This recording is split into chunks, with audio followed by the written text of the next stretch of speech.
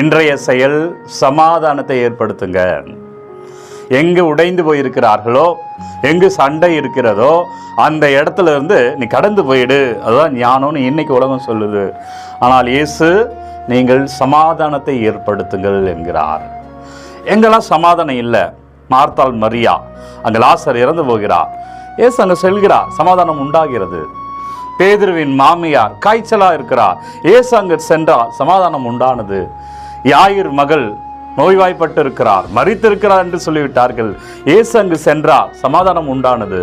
கிறிஸ்தவர்களே அல்லது இறையேசுவில் பிரியமான அன்பு உறவுகளே, நீங்கள் இருக்கிற இடத்துல சமாதானம் இல்லையா? நீங்க சமாதானத்தை ஏற்படுத்துங்க. எப்படி? அவர்கிட்ட கேளுங்க, அவர் சொல்லி தருவார்.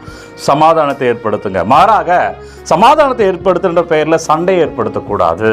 முதல்ல நீங்க சமாதானம் ஏற்படுத்த கற்றுக்கொள்ளுங்கள், ஜெபியுங்கள், அவர் கற்றுத்தருவார். இன்றைய செயல், நீங்க இருக்கிற சூழல்ல யாராவது ஒருத்தருக்காவது இன்றைக்கு சமாதானம் ஏற்படுத்துவதற்கு நீங்கள் காரணமாக இருந்து பாருங்கள். இன்றைய செயல் சமாதானத்தை ஏற்படுத்துங்க.